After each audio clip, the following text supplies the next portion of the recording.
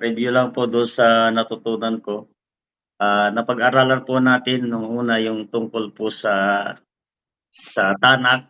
Madali ko pong natandaan kasi anak, ginawang Tanakh. Mhm. Yung Old Testament po, yung Hebrew Bible, na binubuo nga po ng 24 lang siya at tayo po na ang hawak po natin ngayon ay 39.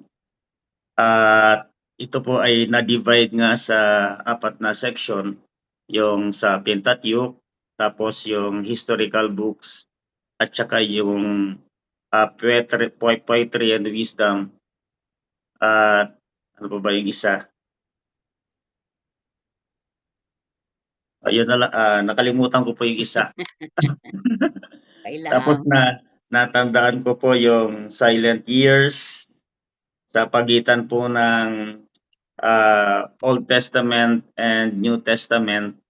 At ang natandaan ko po doon yung yan po yung wala na pong mga propeta, wala na pong kapahayagan ng ginawa ng Panginoon kasi yun na po yung kanyang preparation ng kanyang pagbaba.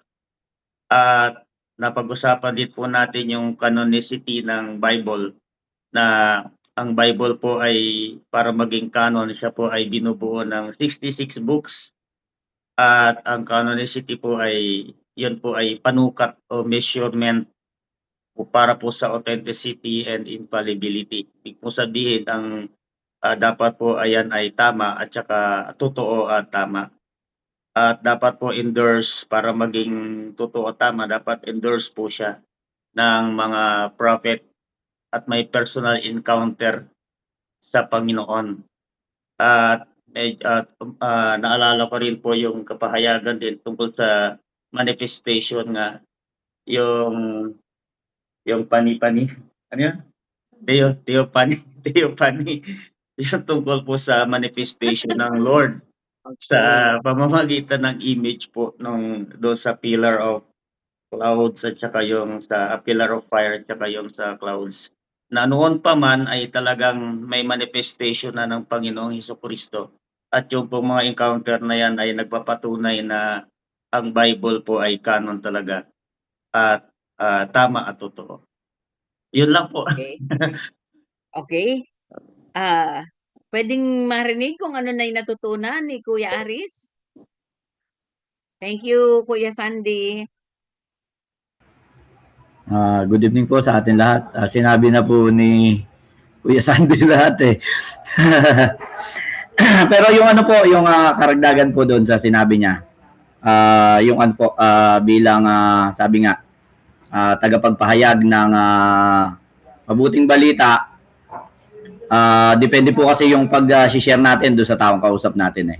So yung idadagdag ko po doon yung ano, kung kailangan mo ng ano ng mga halimbawa magbabase ka sa history.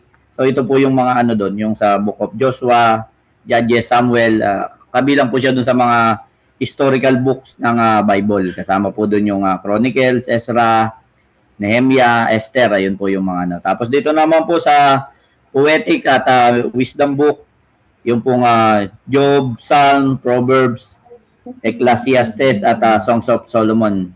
Ayun po yung mga poetic and wisdom books. Tapos yung prophetic books po, yung mga major prophets, si Isaiah, Jeremiah, Ezekiel, Daniel. Tapos yung mga minor prophets naman po, Hosea, Joel, Amos, Obadiah, Jonah, Mika, Nahum, Habakkuk, Sepania, Hagay, Sekaraya, Malakay. Ayun po yung mga ano po. Bukod po doon na sinabi na po lahat ni Kuya Sandy. Ayan po. God bless po sa ating lahat. Okay. Halos kompleto na po yung sinabi ni Kuya Sandy. Okay. So, ibig sabihin nagle-lecture ang Kuya Sandy, no? Nakakumpleto niya eh. So, ayun. Pero bago tayo magsimula, siguro hilingin ko munang magpakilala sa atin si Kuya Jerome. Kuya Jerome, nandito ka na ba? Okay ka lang ba? Jerome Soriano. Good evening po, Pastora. Hi, good evening po. Pwede po kayo mag-open cam? Medyo mahina po yung signal, pero try ko po. Okay. Sige.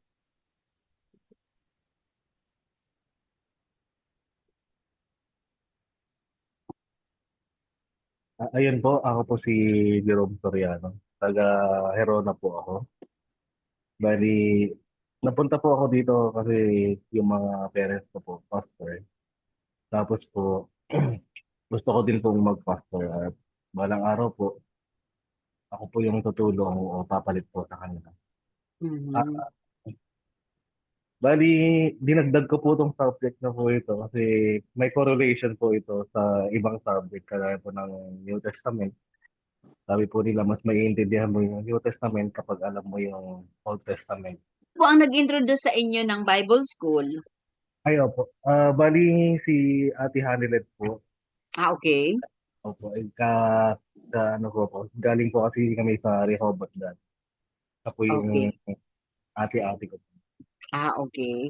So, ang isa po kasing privilege na pwede ninyong matanggap dito sa Bible School, syempre, una na yung Word of God, yung knowledge mo sa Word of God. Pangalawa kasi, kapag ka nakagraduate ka rito ng 2 years, bibigyan kayo ng license to exhort ng Bible School. Galing iyon sa Assemblies of God. So, iyon ay kung gusto ninyo.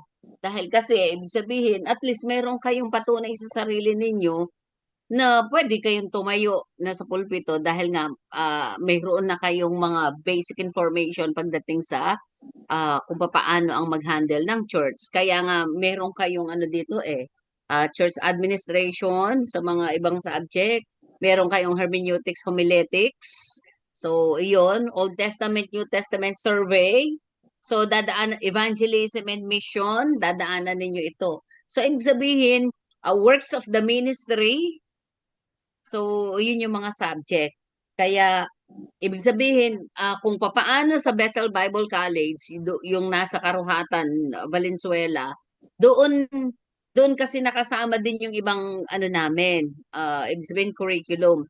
And then, ang PCGAG, AOG, yung Assemblies of God, meron kami tinatawag na National Education Department na yung mga syllabus na nandoon, kinakaskade iyon sa lahat ng mga Bible school na mayroon ng Assemblies of God all throughout the Philippines. Kaya yung lahat ng mga nag-enroll dito sa na under ng Assemblies of God, AOG ha, ibig sabihin, maki-carry over yung mga subjects if ever na mag-transfer kayo. And then, yung National Education Department, yung nasa Quezon City. So, we are planning to have yung master's degree para mas malalim pa ang pag-aaral doon sa main. Ibig sabihin, doon sa Word of Hope main church. Kaya, ibig sabihin, nakaano yan, kung talagang gusto mong i-develop ng gusto yung knowledge mo pagdating sa Biblia, kung paano mag-handle ng church, meron tayong mga ganong klaseng ladderized education pagdating sa Bible school. Okay? So, we are also planning to have 4-year course. Kaya lang kailangan pa namin ng mga teachers. Kulang pa kasi kami pagdating sa sa mga teachers sa higher year. Kaya hanggang 2 years lang na ang katumbas nito ay pastoral leadership, ibig sabihin, or pastoral ministry, nang ibig sabihin, bibigyan ka ng kakayanan sa pag-aaral natin within 2 years na mag-handle talaga ng pioneering church o kaya kahit mag-maintain. Siyempre, kapag nag-aral ka ng mga hanggang 4 years, ibig sabihin, yung kung talagang gusto mo pang ma-develop ang church, kailangan mong mag-aral ng ganon. Okay? So, siguro papakilala din ako sa iyo, Kuya Jerome, kasi ako ang presidente ng Bible School ng Assemblies of God Bible Institute of Central Luzon, yung pangalan ng Bible School na ito. So, ibig sabihin, recognize ito ng national pero hindi ito recognize ng CHED. Ibig sabihin, hindi kasi naka-under ang mga Bible school sa CHED. Naka-under kasi yung mga Bible school sa PABATS. Association iyon ng Bible School, Bible Theological School sa buong Pilipinas. So, dapat doon siya naka-recognize para ibig sabihin, grupo kasi iyon ng mga Bible school sa buong Pilipinas. Okay? So, ganoon siya. Ang subject natin again is Old Testament survey. So nakikita ninyo ngayon kung ano yung ating i-discuss. Hindi ko kasi nakikita sa screen ko kung naka-share, pero naka-share na nga ba? Okay. So sige, punta tayo ngayon sa ating mga pinag-usapan dito. Kung hindi ako nagkakamali, tayo ay umabot na sa canonicity. Canon and inspiration of scripture. Tama ba? Tapos na tayo rito, mga kapatid. Okay. So, pinag-usapan natin nung nakaraan, umabot tayo dito. Tama ba? Okay. Opo. Oh. Okay. So, ibig sabihin, sa ating napag-usapan, yung huling pinag-usapan natin, mayroon tayong paraan kung papaanong sinusukat ang Biblia. Kaya yung isang tanong natin dun sa ating discussion last time, yung bang hawak mong Bible ay nakikita mong iyan ay inspired ng Panginoon. So, kinuha natin na kapag sinabing God-breathed o kaya inspired, nakikita natin na mayroong parang hindi pareho sa kanya. Pero kung papansinin natin, mayroon kasing ginamit na theological word ang God-breathed. Ano ito? Yung theopneustos. Okay? So, pagka pinag-usapan natin yung theopneustos, ibig sabihin, sa translation natin, kasi Greek word ang theopneustos eh. Ibig sabihin kasi nun, God-breathed. Ibig sabihin, yung mismong hininga ng Diyos, literal. Okay? Yung hininga ng Diyos. Kaya nga, kung binibigyan natin ngayon sa mga translation natin na ang nakalagay ay inspiration, ibig sabihin, mayroon tayong mga description or characteristics na kapag pinag-usapan natin yung God-breathed at saka ang yung inspired by God, so nakikita natin na mas divine pag sinabing God-breathed, tama ba?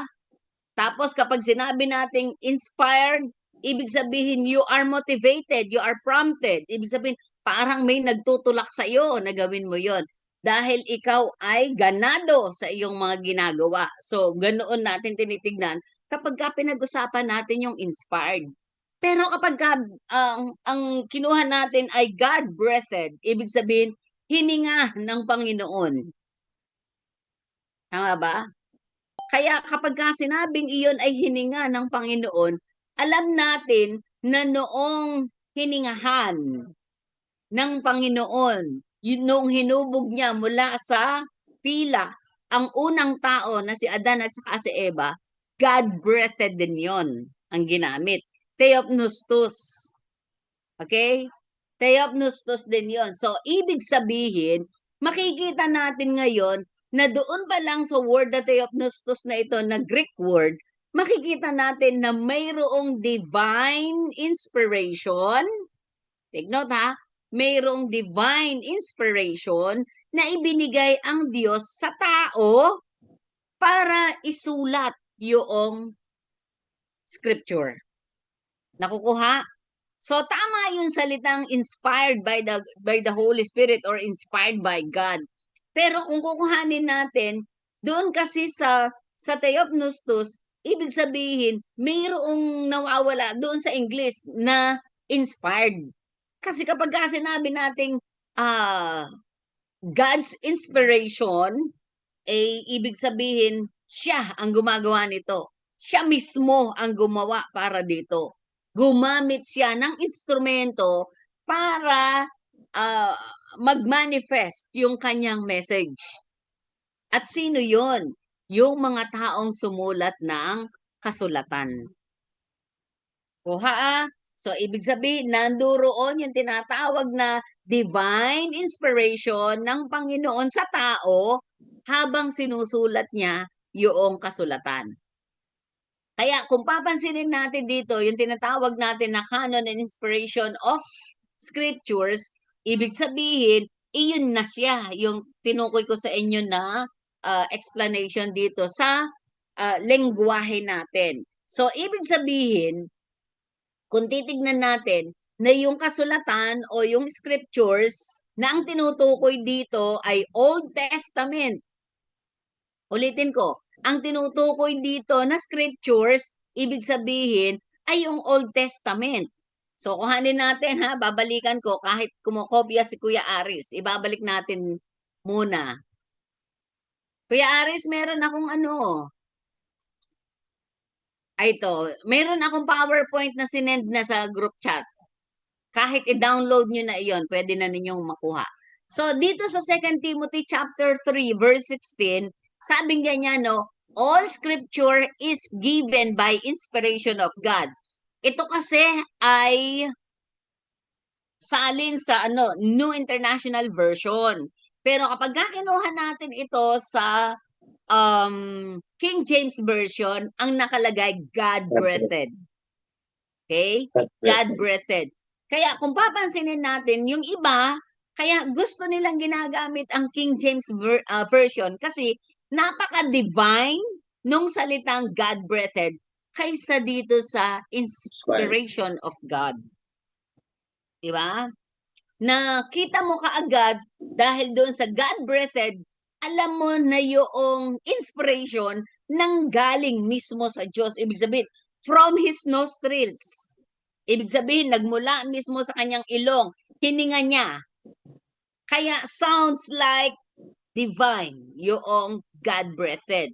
Pero kung kukuhanin natin inspiration of God, almost the same din siya. Okay? Pero mas maliwanag lang kasi yung God-breathed. Why? Because the air comes from the nostrils. Okay? The air comes from the nostrils. Kaya nga, pansinin, ito Theopnostos. So, all scripture is given by inspiration of God and is profitable. Ibig sabihin, inulit lang natin ang 2 Timothy chapter 3 verse 16, pero ang tinutukoy dito na inspiration ay yung Theopnostos. Okay? Translated as God-breathed or inspired by God. So, ibig sabihin, almost the same din sila kung titignan natin sa English language. Pero, mas mabigat yung degree ng God-breathed kasi alam natin na galing mismo ito sa nostrils ng Diyos. Galing mismo ito sa katawan ng Diyos. Bakit? Yung nostrils nga niya ang ginamit. So, it signifies that God is the ultimate author, breathing His truth into human writers. So, ibig sabihin, nung sinulat nga ang Biblia, ibig sabihin, alam natin na nandoon ang kapangyarihan ng Panginoon, ginamit niya ang mga tao. Ayun siya. Kaya kung papansinin natin, mayroong tinatawag na iba't ibang pananaw, ang iba't ibang grupo o denominasyon ng mga relihiyon na mayroon tayo dito sa mundo. So, ano-ano yung kanilang pananaw pagdating sa 2 Timothy chapter 3 verse 16? Halimbawa, okay, so ako ay Assemblies of God, si Pastor Sandy ay independent, si Kuya Aris ay Assemblies of God, si Kuya Jerome, ibig sabihin yung kanilang church from the from Taiwan ba tama yung kanilang church. And then si Pastora Joanne, siya ay Assemblies of God ka ba, Pastora Joanne? Yes po. Okay. Thank you. Si Kuya Ruel ay IRM. Si Kuya Arlan, si Kuya Assemblies of God. Yes po, Pastora. Si Kuya Joey, Family of Jesus po, Pastora. okay, Family of Jesus, ibig sabihin, independent on saan na under? Independent po kami, pero may mother church po kami sa bayan po. Okay. So, ibig sabihin, mayroon, bawat isa sa atin, mayroon tayong stand pagdating sa 2 Timothy chapter 3 verse 16. Kaya nga ang tanong ngayon, alin dito sa tatlo ang stand ninyo pagdating sa 2 Timothy chapter 3 verse 16? Kasi yung isang version, ibig sabihin, yung isang stand, sabi ganyan, yung verbal plenary inspiration, sabi ganyan, this view holds that every word of scripture is inspired by God while still acknowledging the human author's personalities and writing styles. So, anong ibig sabihin? Pinaniniwalaan nitong mga grupo ng verbal plenary inspiration, ibig sabihin, ito yung grupo na ito yung kanilang stand, na naniniwala silang ang Biblia ay sinulat ng Diyos, pero gumamit ng tao para ito ay maisulat. And ang sabing ganyan, yung human personality, ibig sabihin, lumalabas ito sa pagsulat nila dito sa sa scripture. Ayun ang sabi. Ibig sabihin, yung estilo ng pagsusulat at saka yung karakter ng sumulat, humahalo habang sinusulat ang inspirasyon sa kanya ng Panginoon. Ayun ang ibig sabihin ng nandirito o stand ng mga plenary inspiration.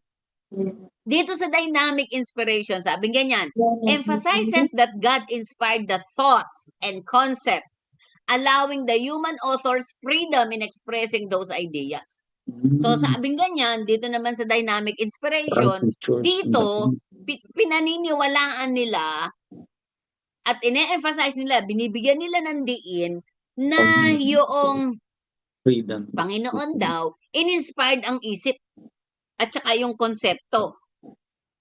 At hinahayaan na yung mga sumulat nito ay malayang isulat yung kanilang mga ideya na to.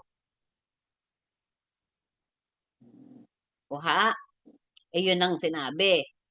Dito naman sa limited inspiration, sabi ganyan, suggests that inspiration applies primarily to matters of faith and doctrine, not necessarily to historical or scientific details. So anong sabing ganyan dito sa limited inspiration?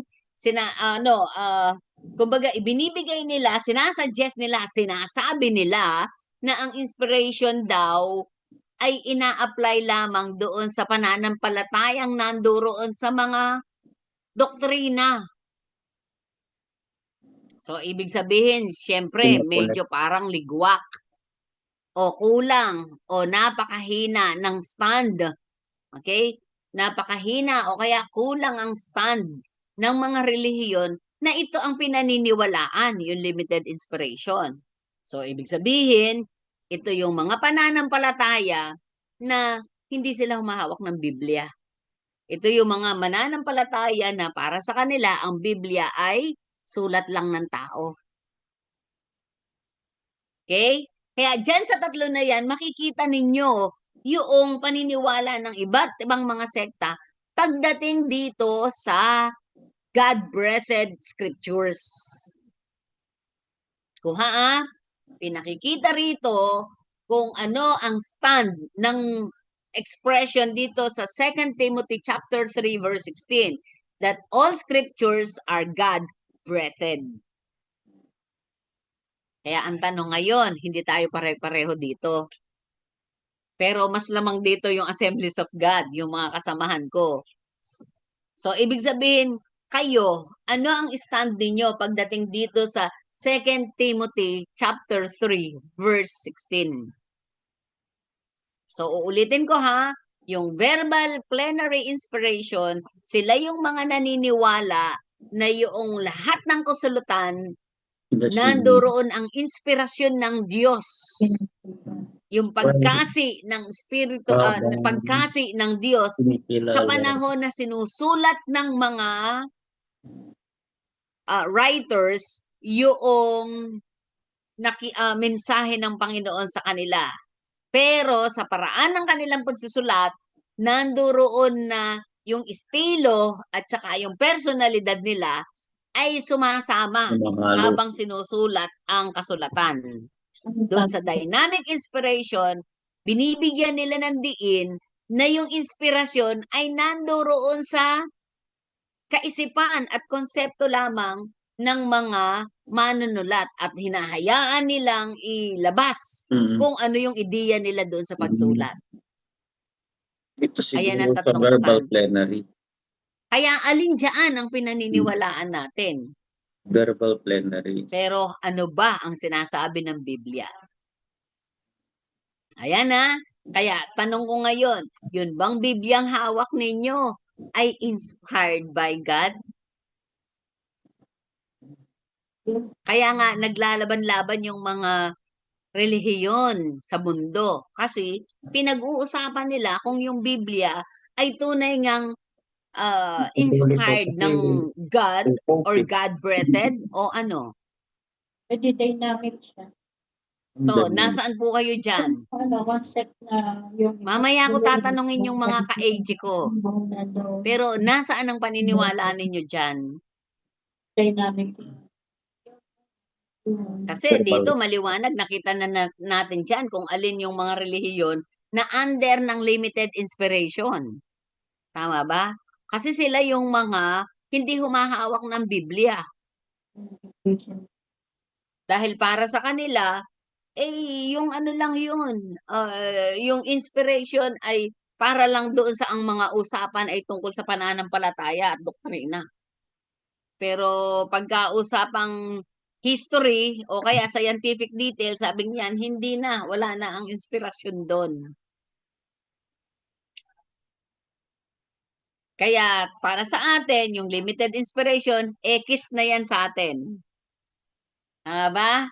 X na yan sa atin kasi pinakikita lang nila Verbal na ang plenary. Biblia ay parang ano lang, reference. Okay? Diyan sa limited inspiration, reference lang siya. Sa dalawa po pwede pa, pero alin ang ginagamit natin dyan? Verbal plenary. O sige, anong ginagamit natin dyan? Kasi ang pinag-uusapan natin, 2 Timothy chapter 3, verse 16. Okay? O sige, sino po yung gustong sumagot? Alin ang stand natin dyan? O ano ang pinaniniwalaan ninyo dyan? Verbal plenary inspiration.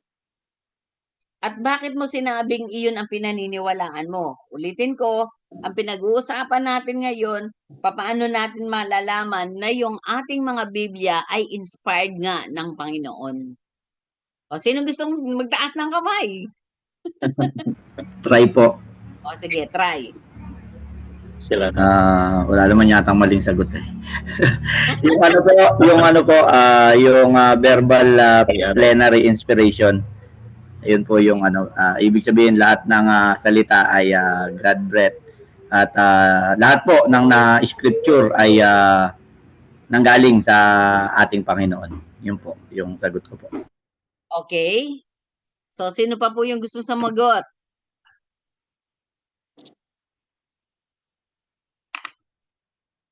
Sino pa po yung gustong sumagot?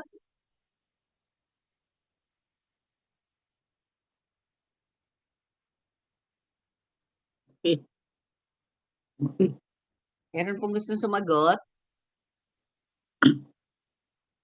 Sila na lang. O si Pastora Joanne. Sige nga, mauna nang sumagot yung mga AG dyan. Magandang gabi po, Pastora. Magandang gabi po. Para sa akin, Napapasubo, no? napaisip nga po ako eh.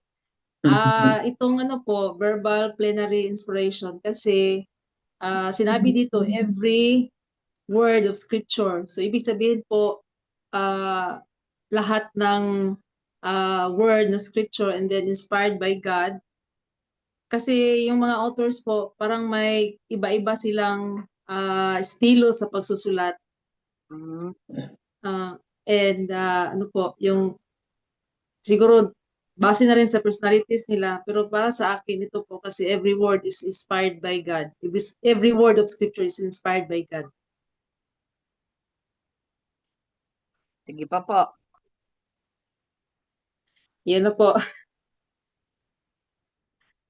Meron pa po? Tingnan natin. Sige. Si Pastora Joanne. Tignan po natin si Pastor Ruel, Kuya Ruel. Ito ba? Sabi na po, matuto.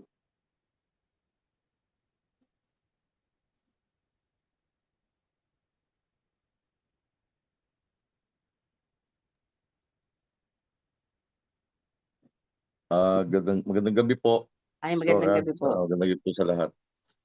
Yung pong pinaniniwalaan po ng IRM, ang Biblia daw po ay ang inspiradong inspirado ng Diyos. Naniniwala sila na ang buong kasulatan ay inspiradong sinulat sa pamamagitan ng banal na Espiritu. Ibig sabihin, ang Diyos ang tunay na pinagmulan ng mensahe kahit na kahit na tao ang ginamit upang isulat ito.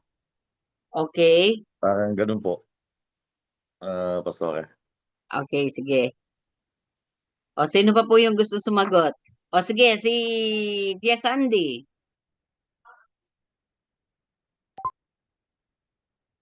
Sa church po namin, kasi po pastora kami po ay bago pa lang din. Pero batay po doon sa aking pinanggalingan kasi sa Jesus Christ Saves Global Outreach sa Quezon City. Ito rin pong verbal plenary inspiration. Pero po yung sa application ko po ngayon, kaya nga talagang kailangan mag-aral dahil sa actual na po na nagpapatakbo ng church, kailangan ito talaga na every word of scriptures inspired by God. Pero kinikilala din naman natin yung sumulat, kaya nga po meron tayong hermeneutics na subject.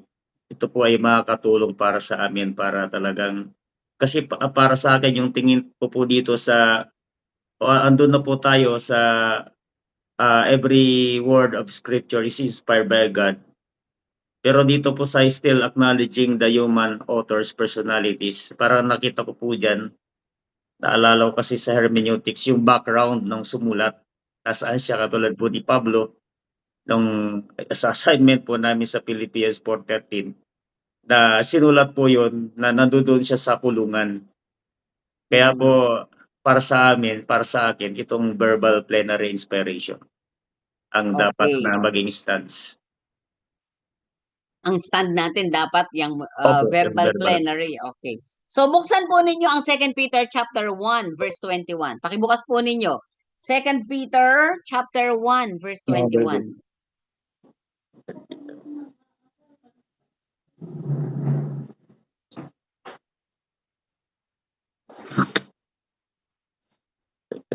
Peter 1:1.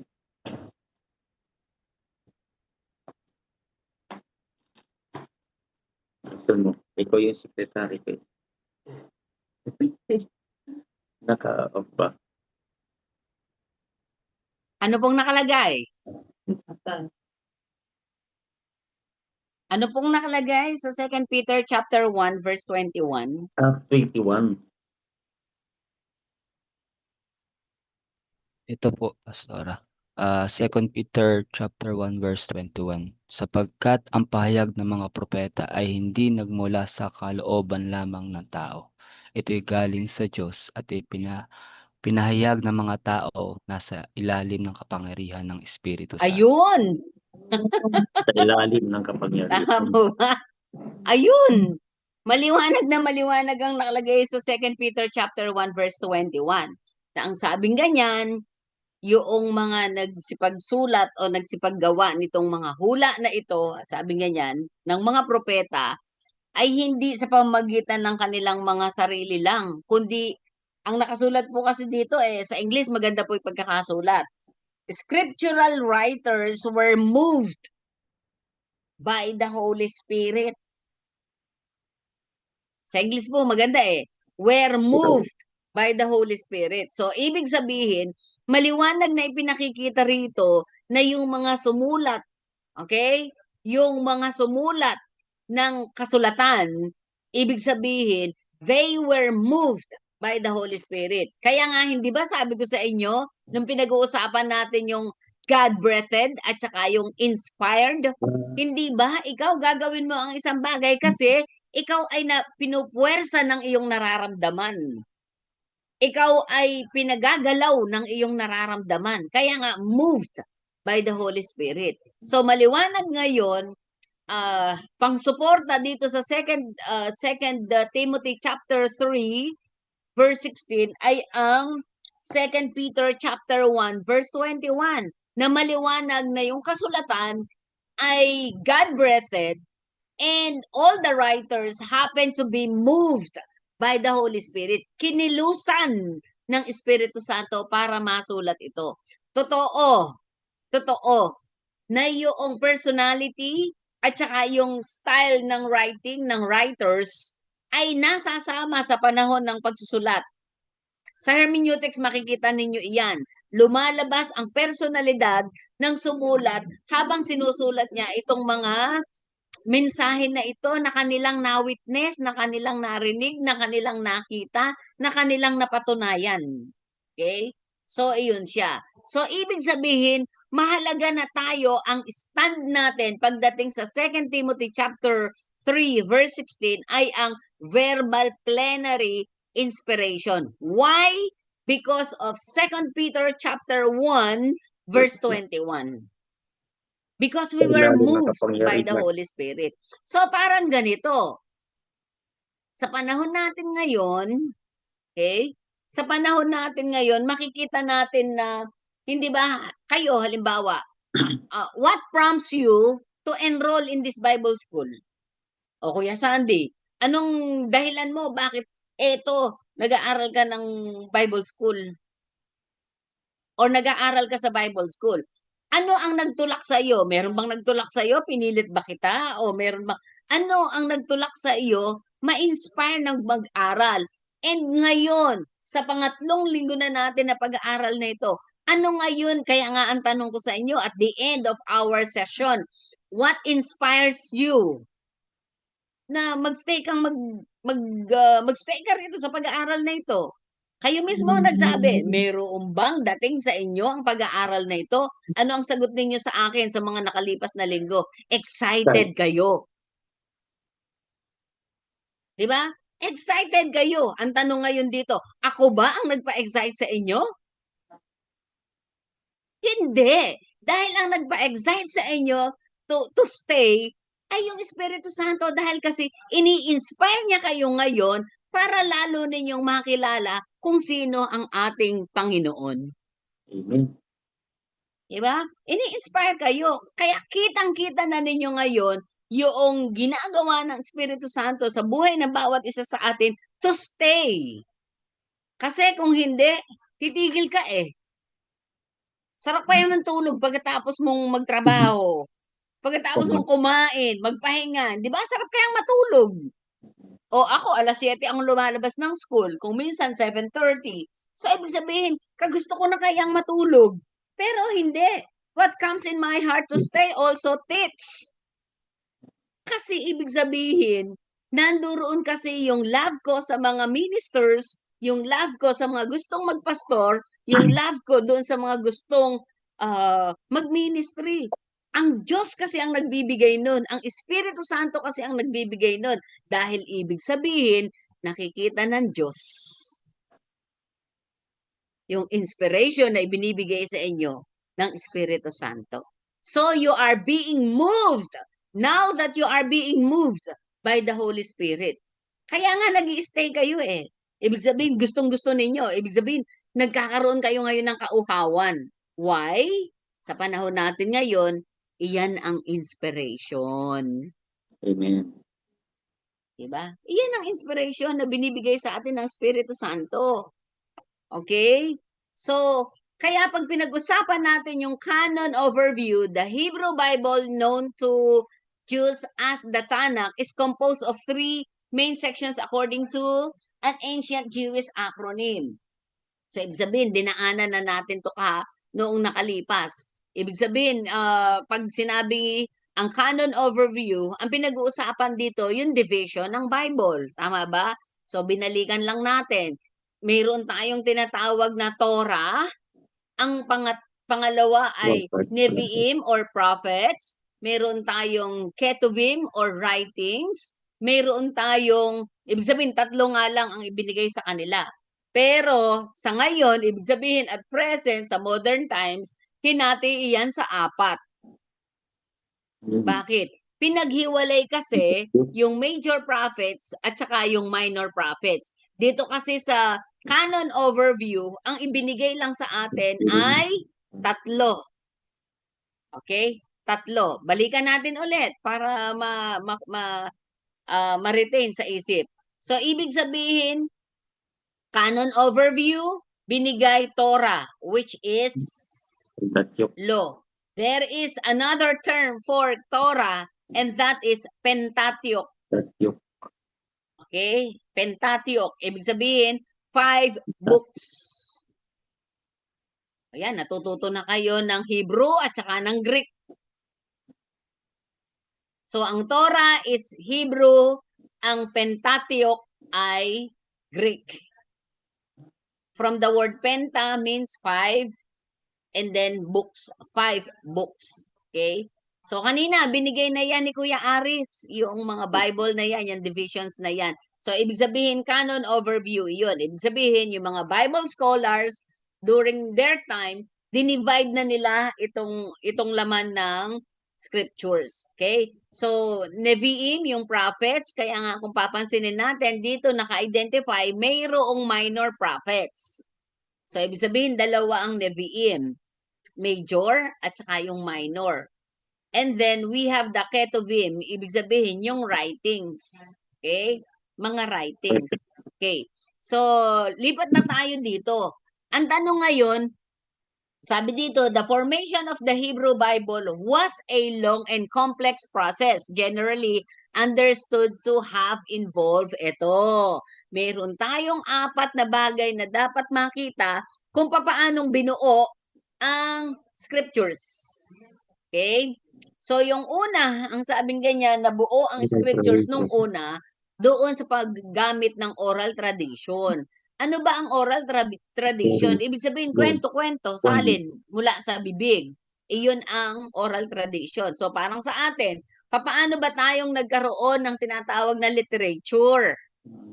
Kaya nga, itong pinag-uusapan natin na ito, na Old Testament survey, somehow, may relasyon siya sa hermeneutics. Okay? Kaya dapat nating makita yung mga bagay na yan. So, pag sinabing oral tradition, ibig sabihin, ito yung mga salin kwento. Sa panahon natin ngayon, ang kwento ng mga chismosa. Okay? Mga kwento ng mga chismosa. So, ibig sabihin, noon, valuable sa kanila yung mga kwento-kwento. Kaya nga, tignan ninyo, stories, laws, poems, and prophecies were initially transmitted orally. So, sa kanilang panahon, salin-salin, bakit? Mahirap kasing magsulat nun. Kung bakit naging oral tradition ang sitwasyon ng literature sa kanila nung una. Bakit? Kasi wala pang ballpen at saka papel nun. Kaya papaano nilang gagawin yung isulat ito? Kaya anong ginagawa nila? Orally, kinukwento nila. Kasi noon, bago sila makakuha ng panulat, kinakailangan muna nilang lumangoy sa ilalim ng dagat at kumuha sila ng mga tinatawag na weeds. Yung mga weeds, kumakain kayo ng arosep, masarap yun. Okay? Gumagamit sila ng mga weeds. So, ibig sabihin, pagka inahon mo kasi yung weeds mula doon sa dagat, pag na-expose na kaagad yun sa araw, nagiging matigas siya. Pero kapag nasa tubig, malambot. Kaya sa kanila, bago sila gumawa ng letters, ibig sabihin, bago sila makaubos ng kanilang isusulat, kinakailangan maraming weeds. So, isipin mo, it was time-consuming for them to write. Kaya instead of writing, sasabihin na lang nila. So, ibig sabihin, nilalagay nila iyon sa mga tablets. Ibig sabihin, noon pa man, uso na pala tablet. Pero yung tablet kasi noon, mga tinapyas na bato at doon sila nagsusulat.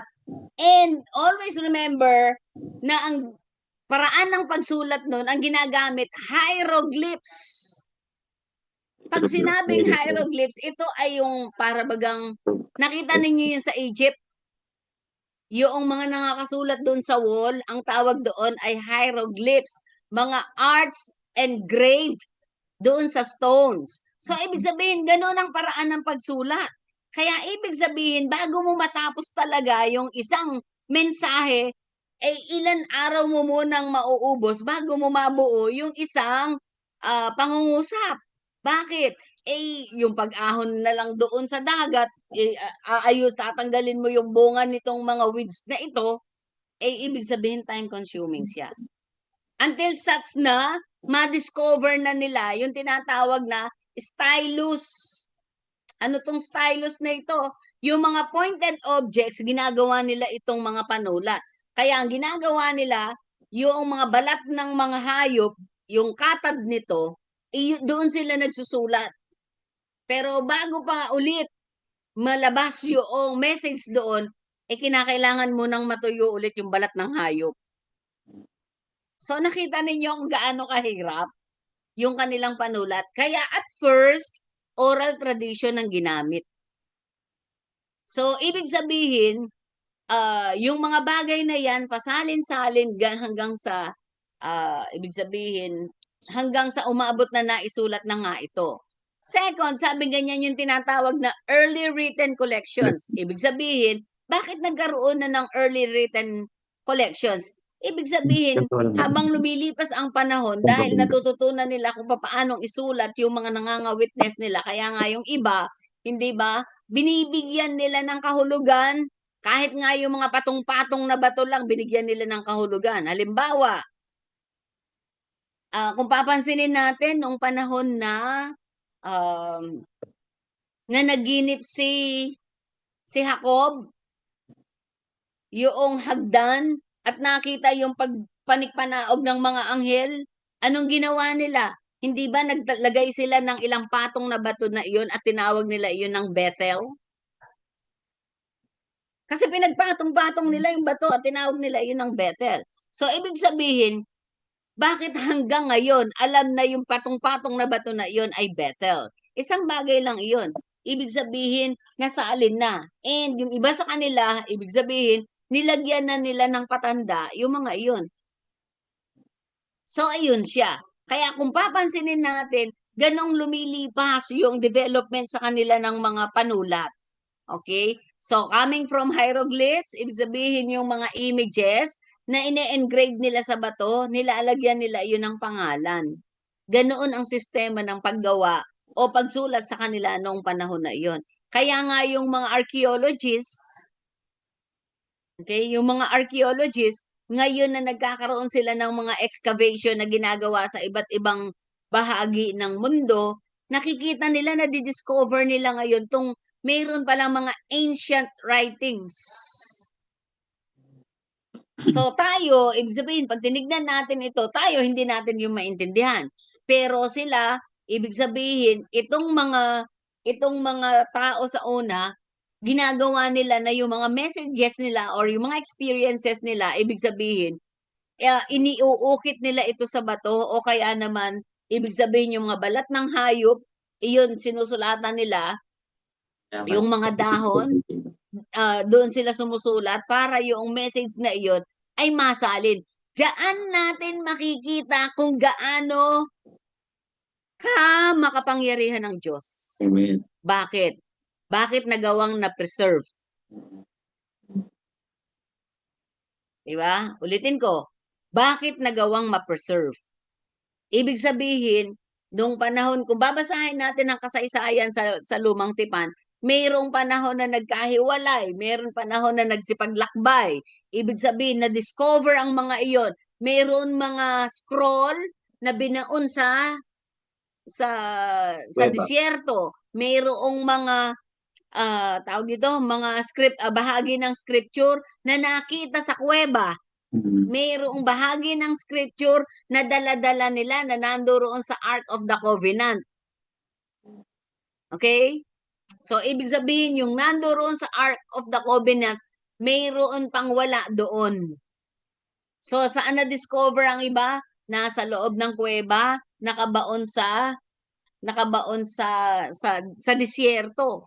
Ibig sabihin, iyon yung mga experiences na ipinagbabaon sa disyerto.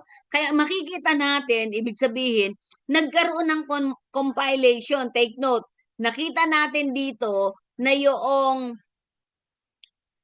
pagkabuo ng scripture ay nangyari noong 2 AD.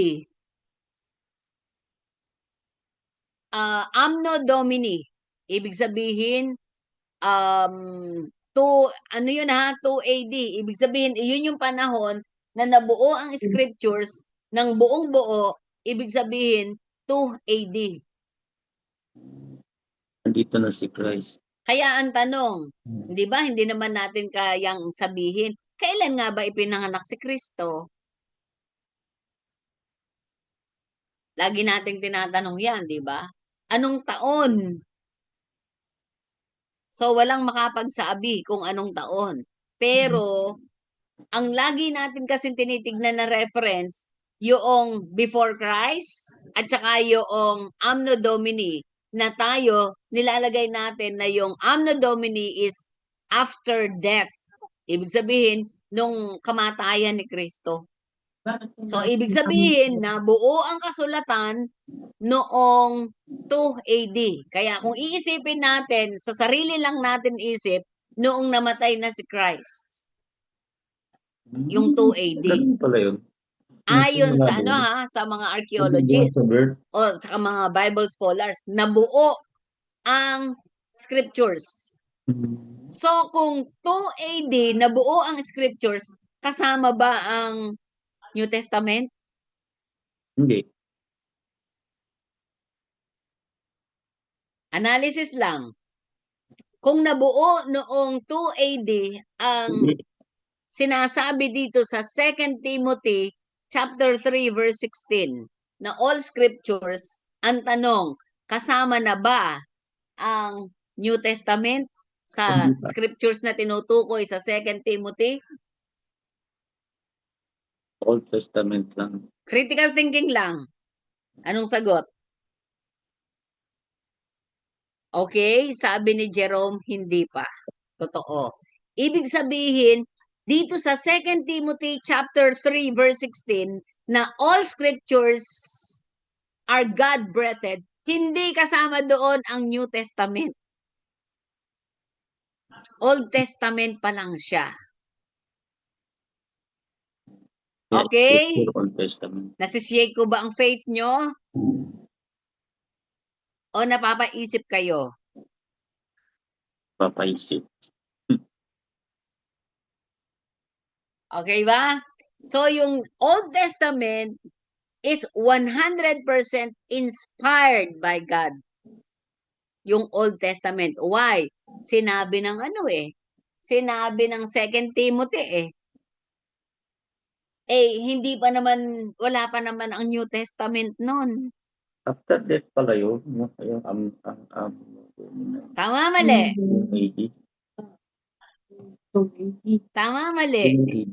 80. Di ba?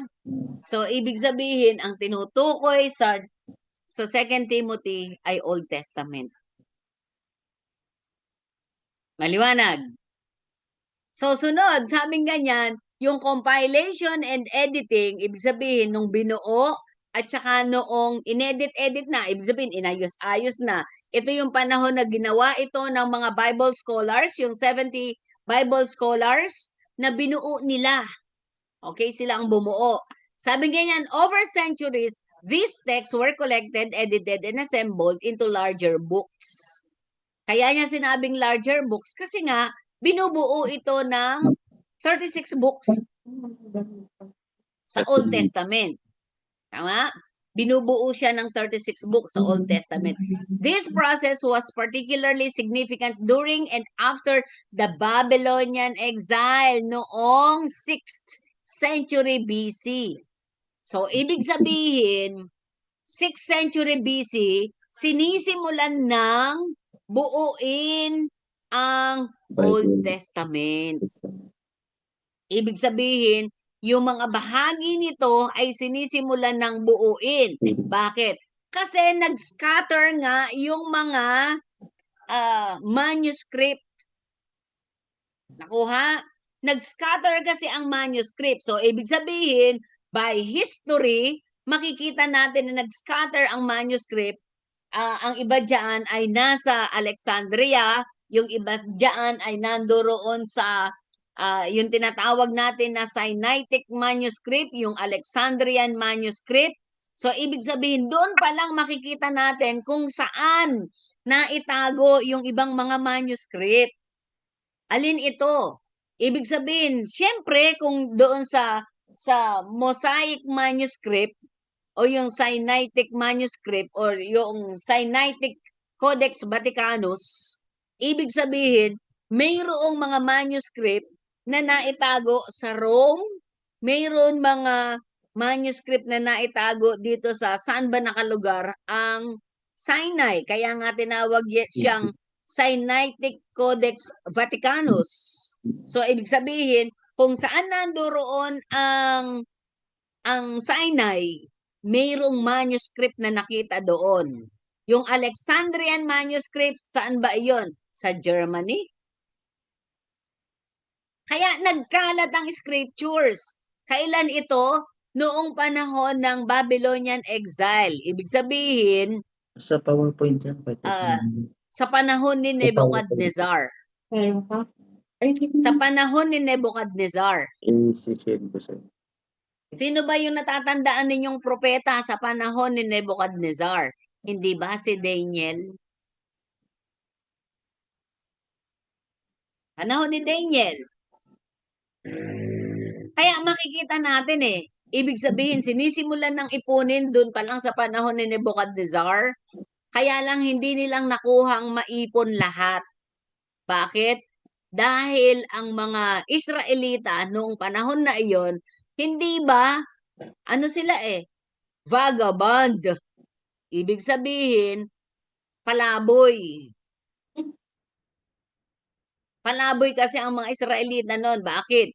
They traveled 40 years in the desert. Kaya magkakalat talaga yung mga manuscript. Bakit? Sa kanila nang galing yung pagbuo ng mga mensahe ng Diyos Tama, mali? Kaya dito natin makikita na hindi talaga nabuo agad-agad ito. Kaya nga ang time frame, ang sabing ganyan, noong during and after nila ng Israelita sa Babylon, doon nangyari ang pagsisimulan nila ng pag-ipon ng manuscript para dito sa scriptures natin. Pang-apat, sabi ganyan, authoritative recognition. The books gradually gained recognition and acceptance as divinely inspired texts within the Jewish community. The Torah was likely fully canonical by the 5th century BC. Take note, hindi ba nagsimula sila ng 6th century BC sa number 3? Nagsimula sila ng 6th century BC.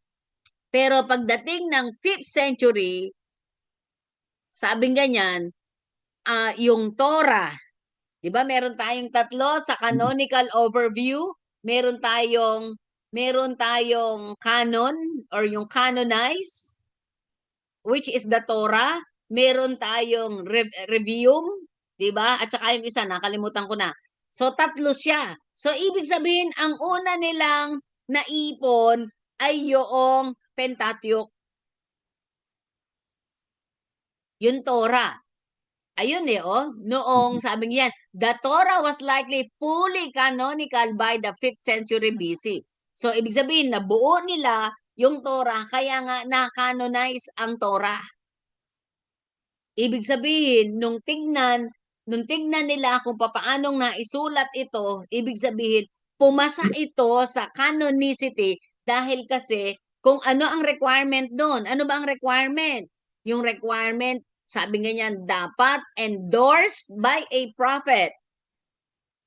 Witnessed by a prophet. So, ibig sabihin, kaya pumasa sa canonicity ang Torah dahil ang sumulat noon ay mga prophets. Ibig sabihin, leaders. Kasi nung panahon ba ni Abraham meron ng propeta? Oh, meron na bang propeta nung panahon ni Abraham? Wala, 'di ba? 'Di ba wala? Ibig sabihin nung panahon ba ni Jacob meron ng propeta? Wala, 'di ba? So paano 'yun? Paano yung Pentateuch? Paano siyang papasa sa canonicity? Kaya siya pumasa sa canonicity.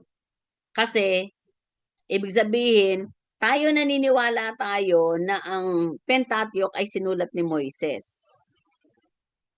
Pero buhay na ba si Moises nung panahon ni Adan at saka ni Eva? Buhay na ba si Moises nung panahon ni Abraham? Saan lang ba si Moises? Sa Exodus. Pero sa Mama Genesis, Charger, wala pa siya. Kuha? So, ibig sabihin, papaanong pumasa sa canonicity yung Mama, Pentateuch?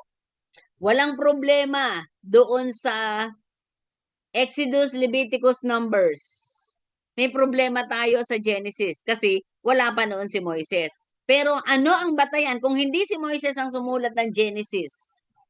Dahil wala pa siya noon. Pero ano ang naging batayan? Hindi ba ang usapan dito, witness? Witness God. O hindi ba? Paano makipag-usap ang Diyos kay Adan at saka kay Eva? Charger. Tama, hindi niya masusulat talaga. So ibig sabihin, hindi si Moises ang sumulat ng Genesis. Yung Exodus, Leviticus, Numbers, siya, pwede nating sabihin siya. Sa systematic theology, ang turo, si Moises ang nagsulat ng Genesis. ng Pentateuch o ng Torah. Pero sa biblical theology, lumalabas na hindi si Moises ang sumulat ng Genesis. Bakit? Wala pa naman siya eh. So, ibig sabihin, maaaring ang sumulat ng mga panahon na iyon dahil ang mga leaders ng mga panahon na iyon ay mayroong ang tawag dito, mayroong mga secretary. Kaya noon pa man yung mga leaders, mayroon ng mga secretary. Kaya nga si Baruch, secretary si Baruch ng Jeremiah. Kuha, kung babasahin ninyong mabuti, actually ang basa doon Baruch. Kaso binabasa iyon ng mga binabasa natin iyon ng Baruch. Pero siya ay secretary ni Jeremiah. So ibig sabihin, yung mga mensahe na ibinibigay ng Panginoon kay Jeremiah, si Baruch ang sumusulat. So ibig sabihin, sinasabi ni Jeremiah, sinusulat ng kanyang secretary. So ibig sabihin, kung mayroong ganong klase ng pattern sa pagsulat, itong ibang bahagi ng Biblia, ibig sabihin possible din na ganoon ang bahagi ng pagsulat ng Genesis. Dahil lagi nating tatandaan sa kanilang panahon, palagi kung sino man ang forefathers, ibig sabihin, palagi siyang mayroong mga alalay. Okay?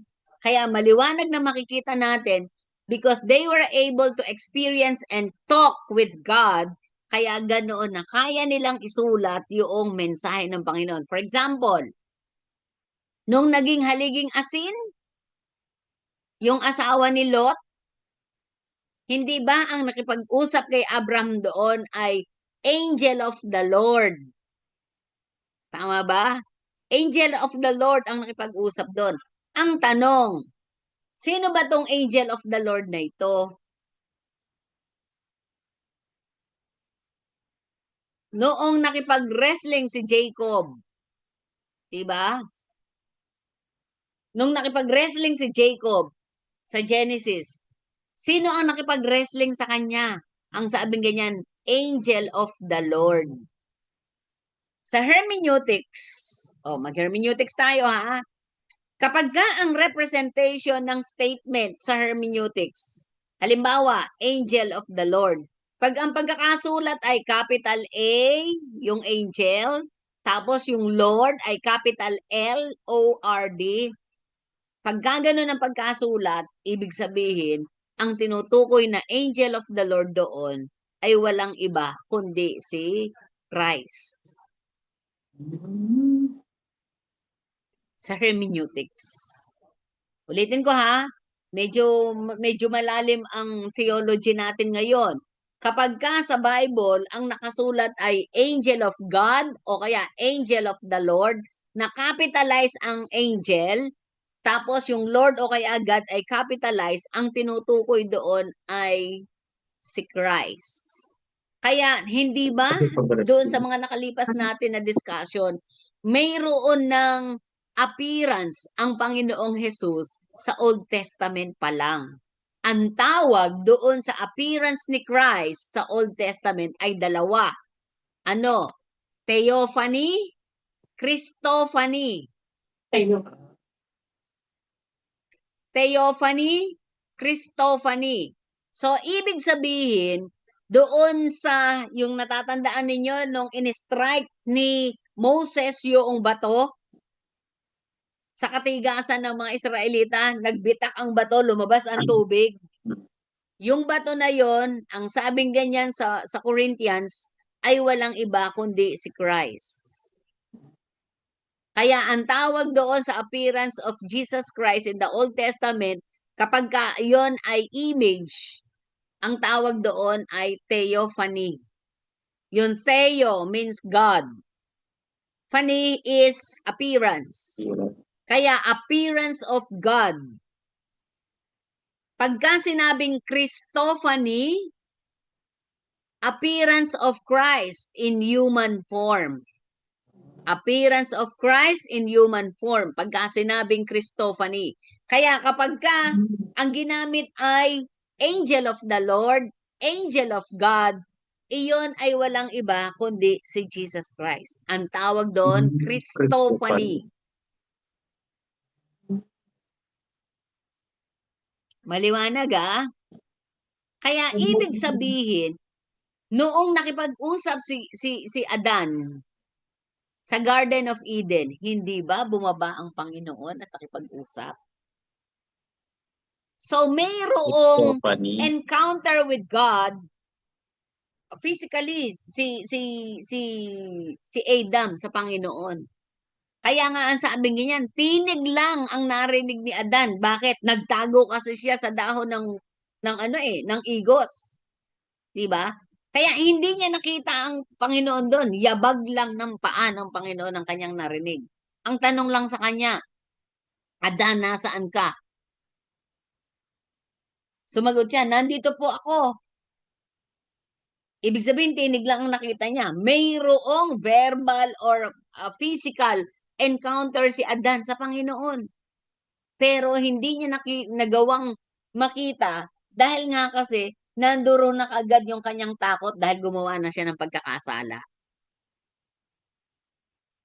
So nakita, dito natin ngayon malalaman o makikita na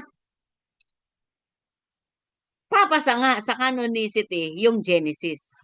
Bakit? Dahil naisulat doon yung encounter mismo ng mga tao sa Panginoon. At lahat ng pakikipag-usap ni Moses sa Panginoon, di ba? Mayroong personal na pakikipag-usap si Moses sa Panginoon. Naririnig niya ang tinig mula sa langit habang siya nakikipag-usap. Noong mahati ang dagat na pula, hindi ba? Narinig niya muli yung tinig ng Panginoon mula sa taas. Kaya mayroong personal encounter si Moises. Kaya nga, pwede bang isulat niya yon at pumasa yung Pentateuch sa canonicity? Yes. Dahil ang criteria, it must be endorsed by a prophet or witnessed. Kaya papasa talaga ang Pentateuch.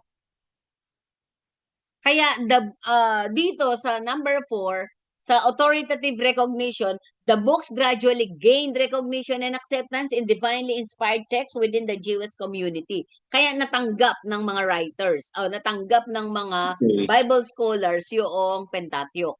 So the Torah, which is also known as the Pentateuch, was likely fully canonical by the 5th century BC. The prophets by the 2nd century BC, and the writings by the 1st century AD. At the Council of Jamnia, Jamnia. though this debatable kasi yung Jamnia na yon na tinatawag. Pero ano yung gustong ipakita rito sa authoritative recognition?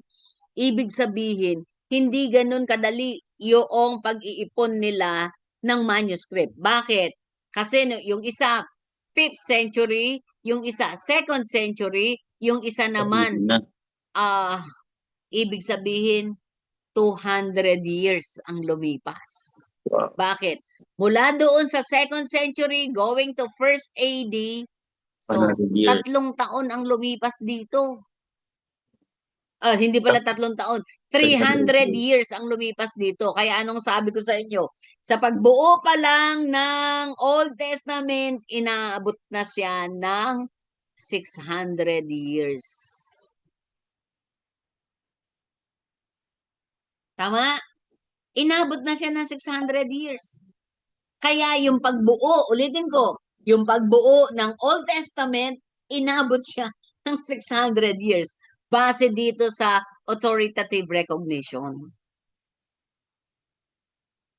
So, ibig sabihin, 600 years silent ang Lord. Kuha ninyo. And what more? What more pagdating sa New Testament? Well, hindi natin problema yan. Hayaan na natin ang New Testament teacher dyan. Lalagpas na ako sa aking tungkulin. So, nakuha ninyo, exciting ba? Di ba? Kita natin ngayon, dito sa history na ito, sa formation of the Hebrew Bible, kitang-kita natin kung papaanong gumulong yung pagbuo dito sa Old Testament pa lang. Kaya it takes too long or it took long years pagdating sa pagbuo. Kaya salamat sa Panginoon. Bakit? Amen. Eto tayo, buo na ang Biblia. Diba? Buo na ang Biblia. At least ngayon, alam na natin ang ibig sabihin, yung pagkukuhanan natin ng pundasyon pagdating sa salita ng Diyos. Bakit? Buo na siya. Pero itong mga tao na ito, sa una pa lang, ibig sabihin sila, hindi nila makitang buong ganoon ang mensahe ng Panginoon. Kaya nasa atin ang pinakamagandang panahon.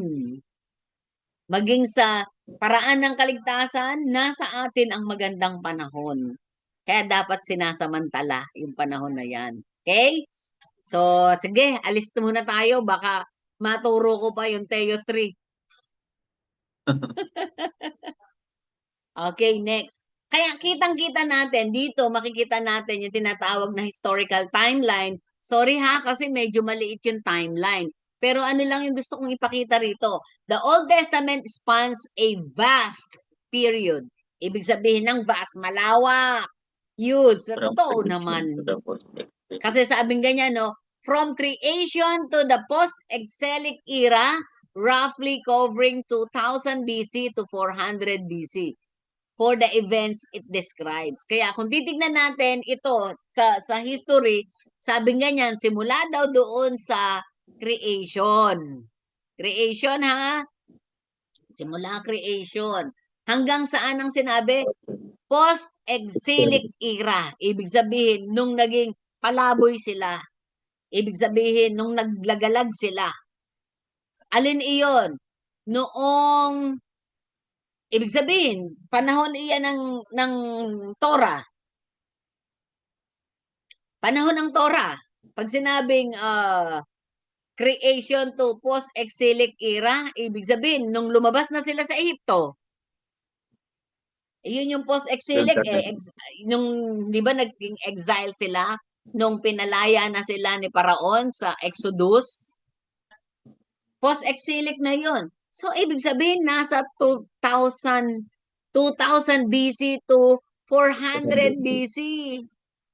Ang tagal.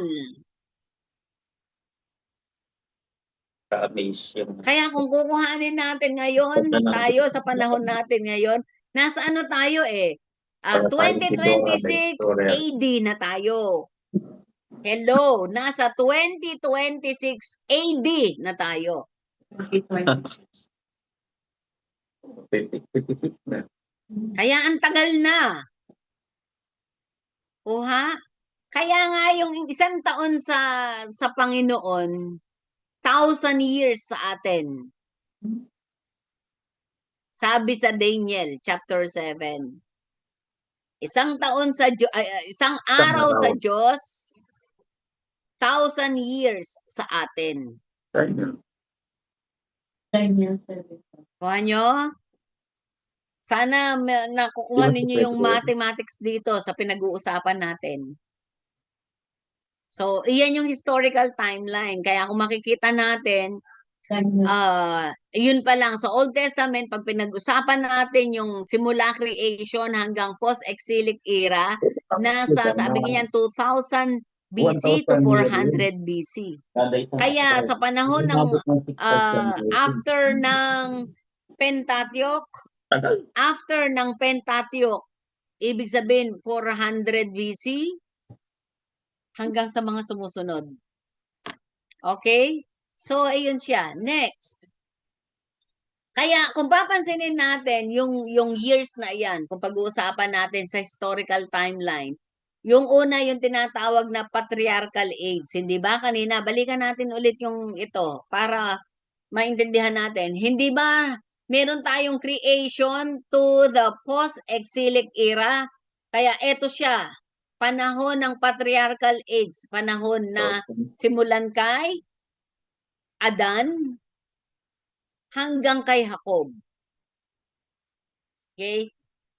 Kaya sa patriarchal, pansinin natin, ang Diyos ay nakikipag-usap sa kanila gamit ang angel of the Lord or angel of God, sinasabi ang mensahe sa mga patriarch. Okay? Nakikipag-usap mismo ang angel of the Lord o ang angel of God kay Abraham, kay Isaac, kay Jacob. Saan nakipag-usap si Abraham? Nung pinaalis ng Panginoon si Abraham sa Ur. Tumira siya sa Hebron. Diba? Umalis siya sa Ur, tumira siya sa Hebron, at naglayag siya papuntang Kanaan, di ba? Naglayag siya. So, ibig sabihin, yung kanilang pamumuhay, mga nomadic sila.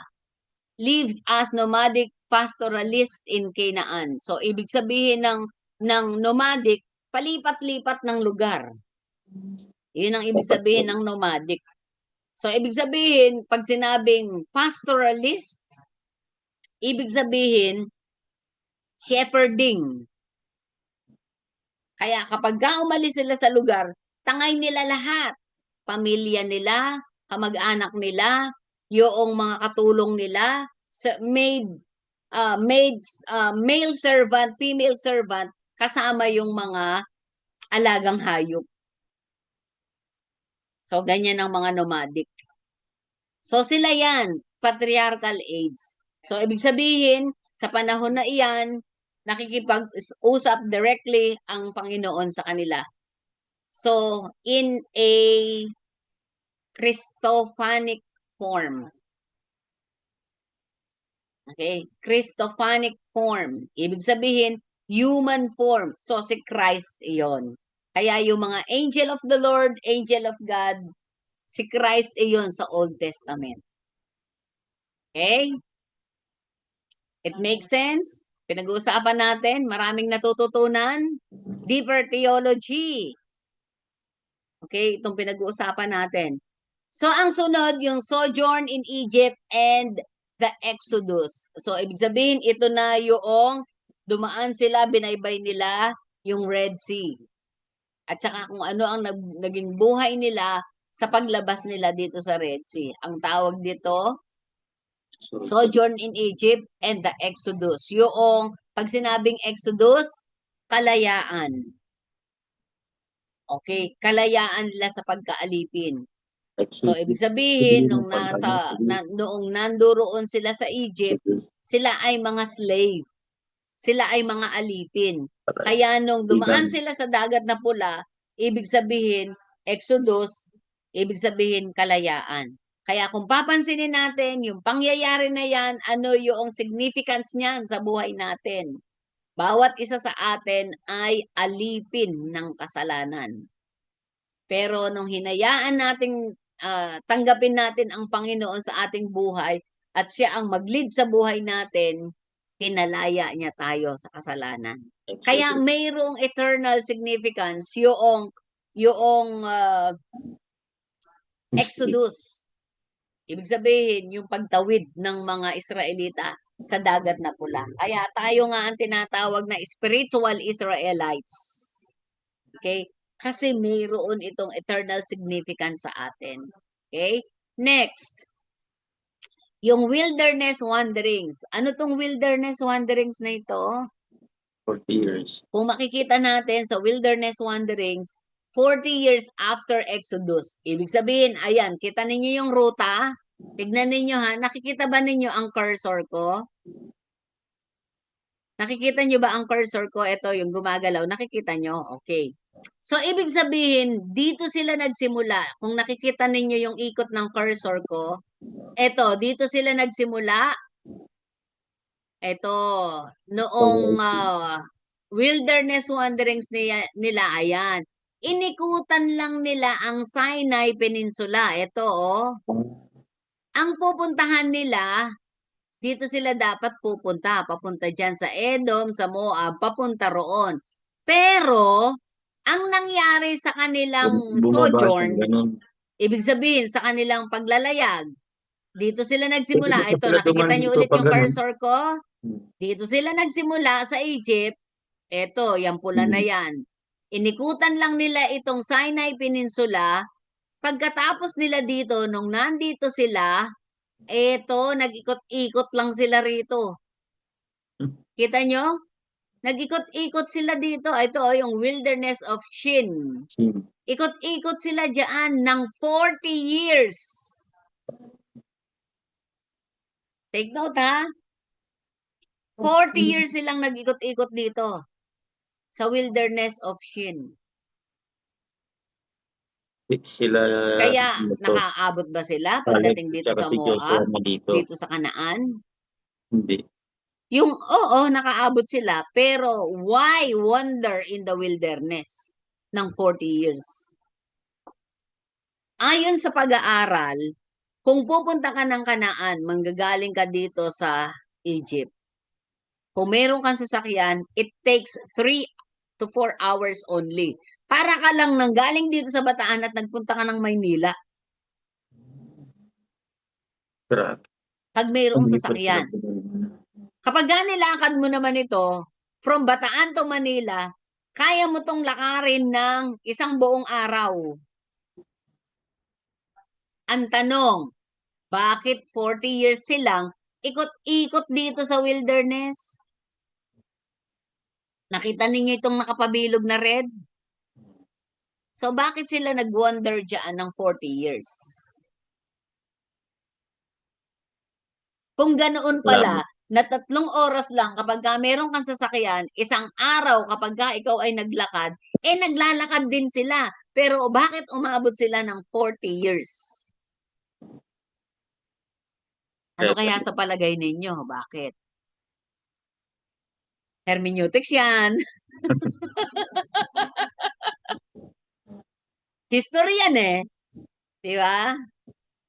History yan. Pero makikita ninyo at mababasa rin ninyo sa Biblia kung bakit sila inabot ng 40 years sa desert. O sige, bibigay ko sa inyo yung sagot. Kaya lang, baka mamaya bigay ni Pastor Mandy sa inyo eh. Okay? So, bakit sila umabot ng 40 years sa pag-ikot dyan sa wilderness? Ang unang dahilan, habang sila kasi naglalakbay, hindi ba ang mga Israelita ay tama ang disobedience? Pero ano yung mga disobedient act na ginawa nila? Bakit sila? Totoo yun, disobedience yun. Pero kung i-specify mo yung disobedience na yun, ano sa palagay ninyo iyon, yung mga specific disobedience nila? Reklamo. Anong nakalagay dito, Kuya Aris? Numbers 14:33-34?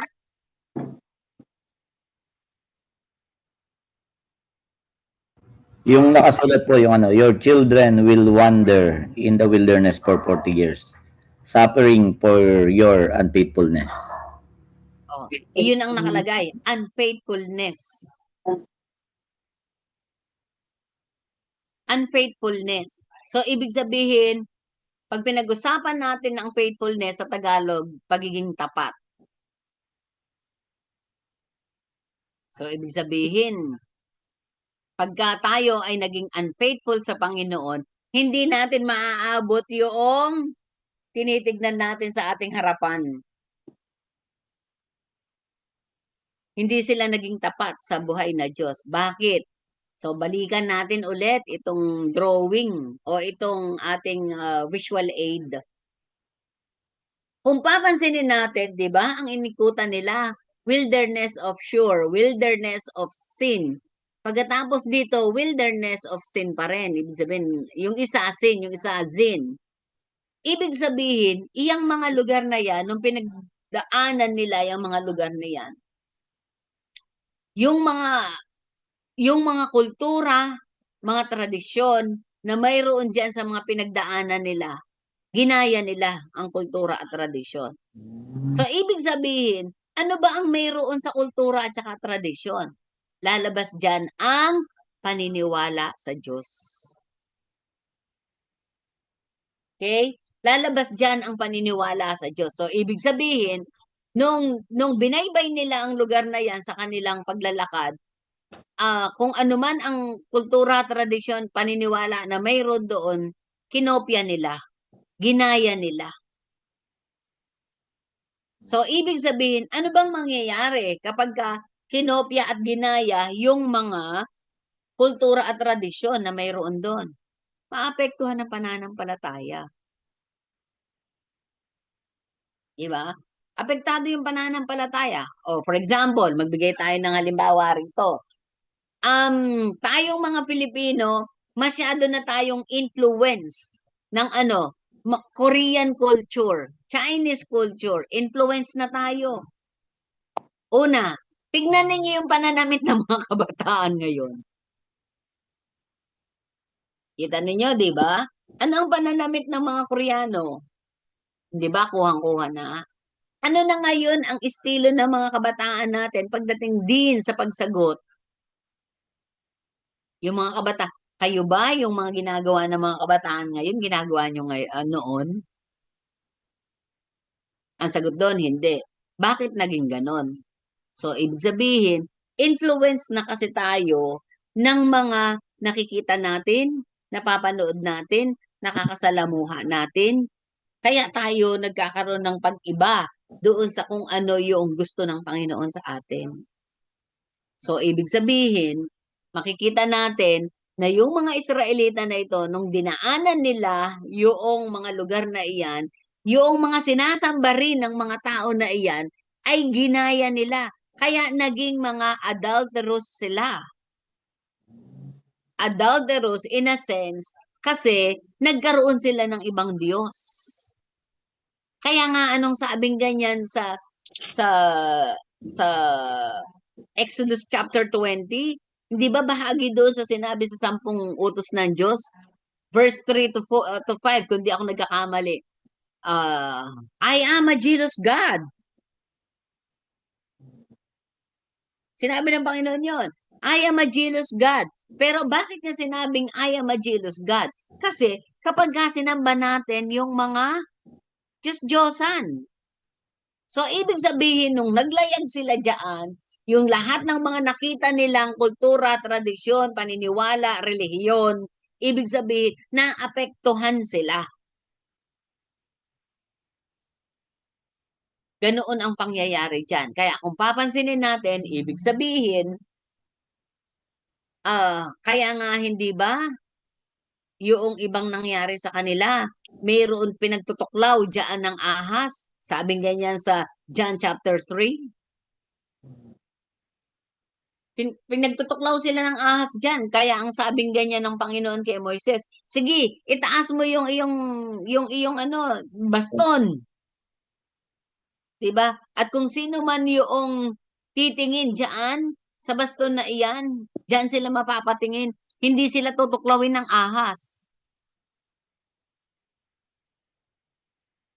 So, ibig sabihin, sa panahon na iyan, ng paglalakbay na iyan, yung mga Israelita na patingin sa Diyos-Diyosan na mayroon sa mga lugar na yan. So, anong gustong ipakita niyan sa atin?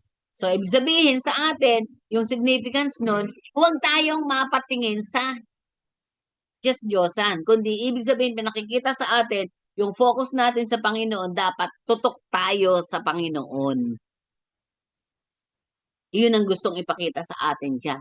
Kaya maliwanag, dito sa period na ito, tignan nyo, 40 years after Exodus. So, 40 years nung makalabas sila sa Exodus, doon nangyari yan. Sunod, sabing ganyan, conquest and judges.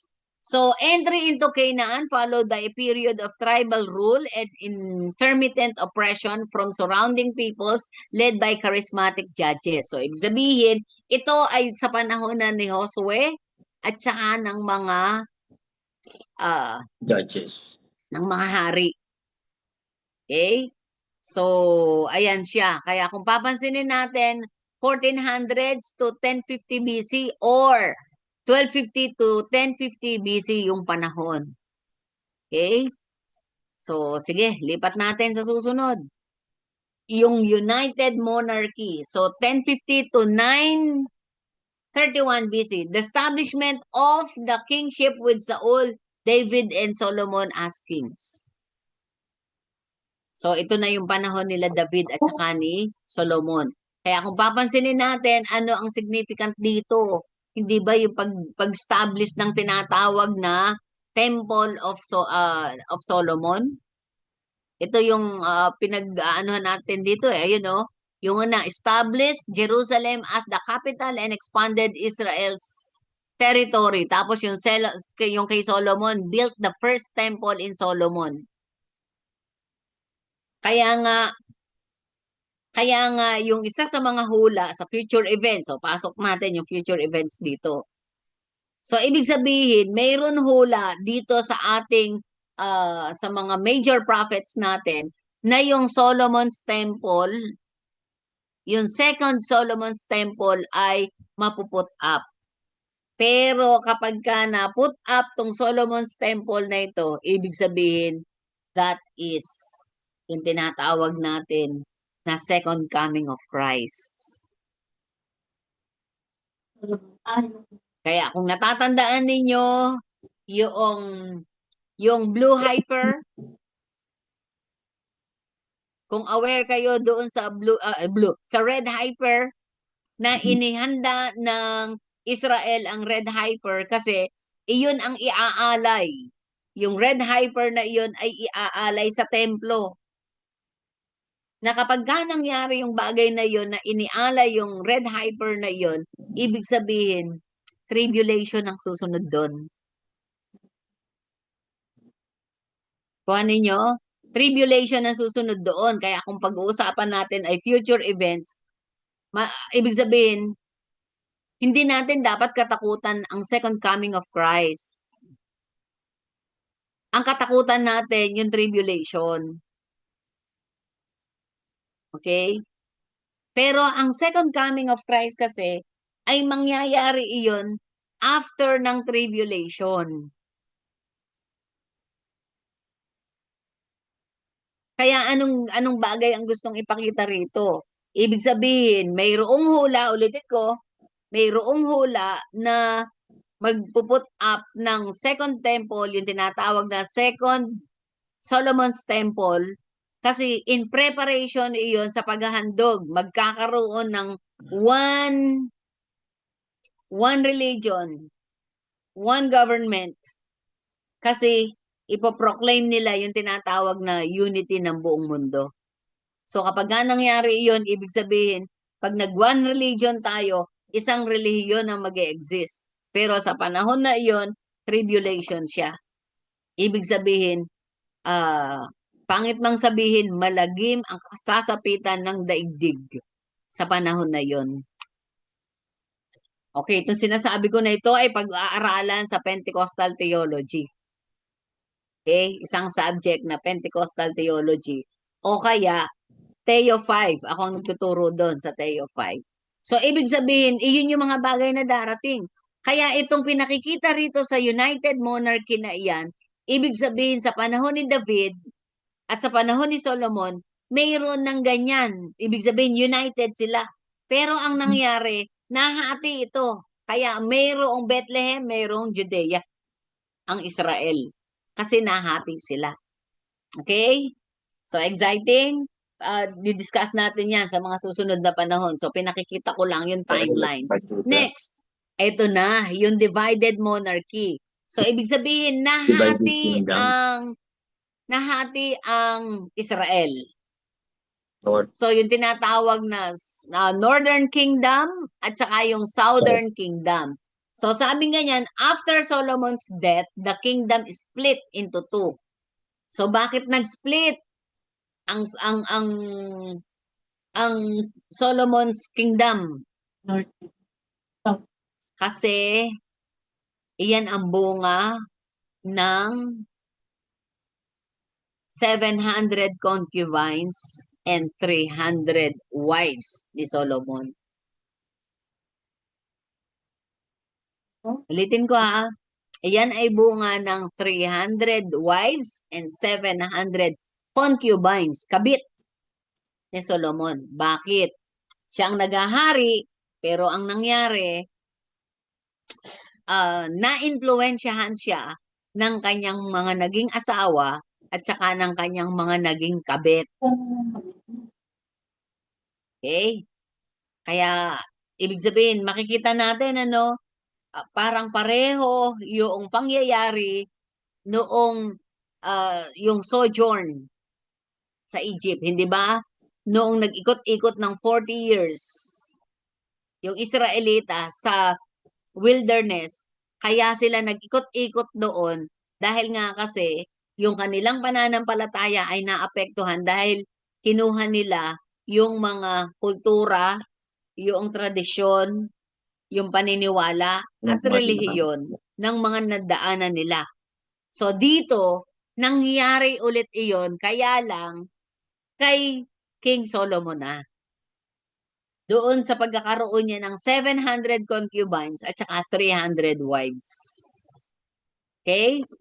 Kaya nahati. So, ayan. Ibig sabihin, yung fall of Israel noong 722 BC at saka yung fall of Judah noong 586 BC.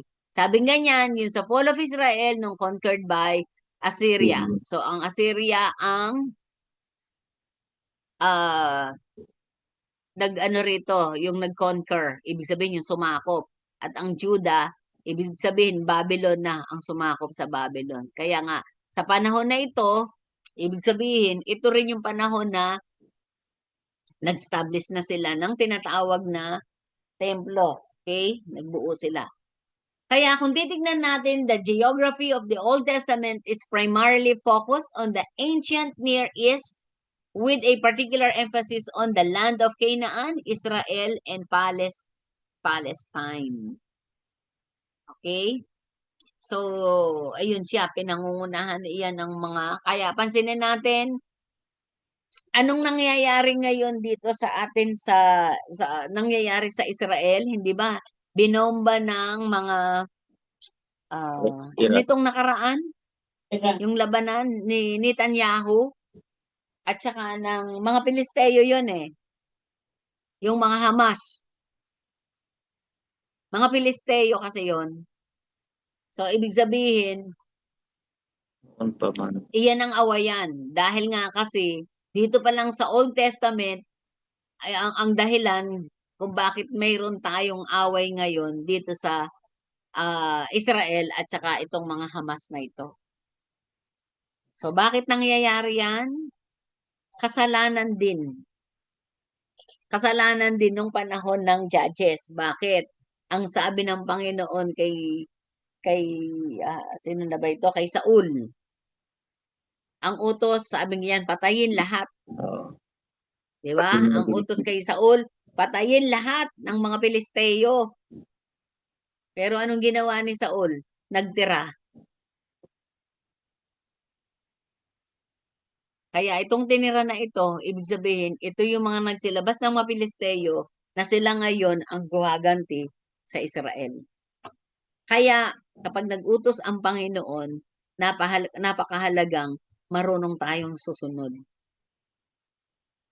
Kaya at the end ng mga pag-uusap natin na ito, tama yung sinabi kanina na it is because of the disobedience why nangyayari yung mga tinatawag na yung wanderings in the wilderness, division of Israel. So, ibig sabihin, it is because of disobedience. May message ang Panginoon, mayroong order ang Panginoon na pinagagawa, pero hindi ginagawa. Ito ang instruction, iba ang ginagawa.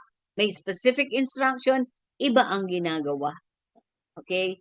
So, iyon. Kaya, nangyari yung 40 years of wandering at saka yung iba pang mga bagay. Okay? So, ito kasing susunod, yung Fertile Crescent na yan, iyan yung mga nakakalagay sa sa mga bandera nila. Okay? Itong Fertile Crescent na yan. Next. So, kung papansinin natin, dito nakalagay yung Fertile Crescent, a crescent-shaped region of fertile land that includes Mesopotamia, Syria, and the Levant. This region was the cradle of early civilization and the backdrop for many Old Testament events. So, kung papansinin natin, karamihan dun sa mga pangyayari dito sa Judges, sila, yung bansa na yan, yung mga involved sa mga labanan na nangyari sa Old Testament, ibig sabihin sa panahon ng First Kings hanggang sa Judges, ibig sabihin sila yung mga involved. Sila yung mga kalaban. Okay? So, sa Mesopotamia, the land between the Tigris and Euphrates River now is the Iraq. Okay? So ibig sabihin, iyang Iraq na iyan, taga-diyaan si Abraham. Yung Ur of Chaldees, ayun Abraham's birthplace. Yung Haran, where Abraham lived before moving to Canaan. Babylon, capital of Babylon Empire, where the Jewish exile took place. So, ibig sabihin, sa Babylon, doon yung tinatawag natin kanina na exile, noong lumabas sila sa Egypt. And then, the Nineveh, capital of Assyrian Empire. Kaya kung makikita natin sa Mesopotamia, ibig sabihin yung Iraq, mga biblical places iyan. Kaya kung ano ang ginagawa nila, bahagi iyan kasi ng kasaysayan ng sa Biblia. Okay?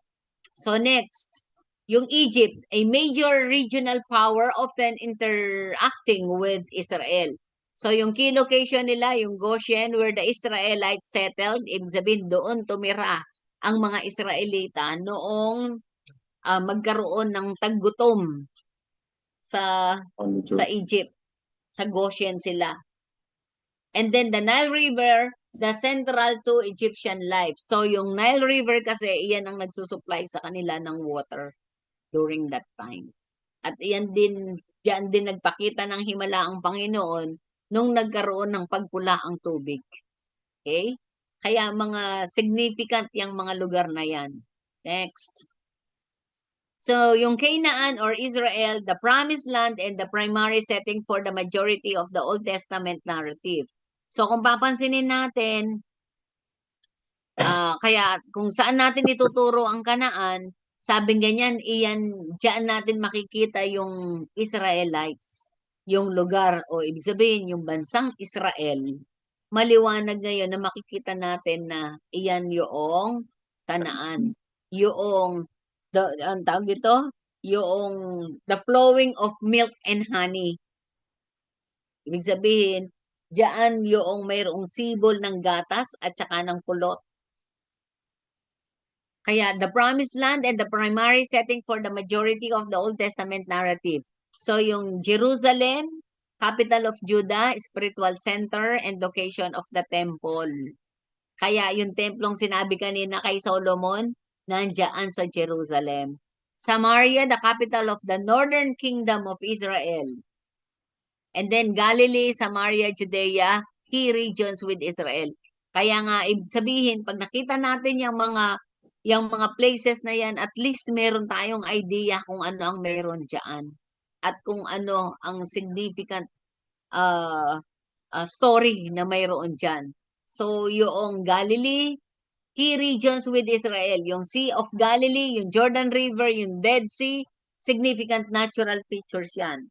Dito sa Dead Sea, ibig sabihin, bakit siya naging significant? Hindi ba? Diyan, yan kasi yung yung Sodom. diyan natin makikita na, sabing ganyan, based sa geography, ang Dead Sea ang mayroong highest saltiness level of the sea. Ang Dead Sea. Kaya nga sinabi siyang Dead Sea dahil kasi walang nabubuhay na isda dyan.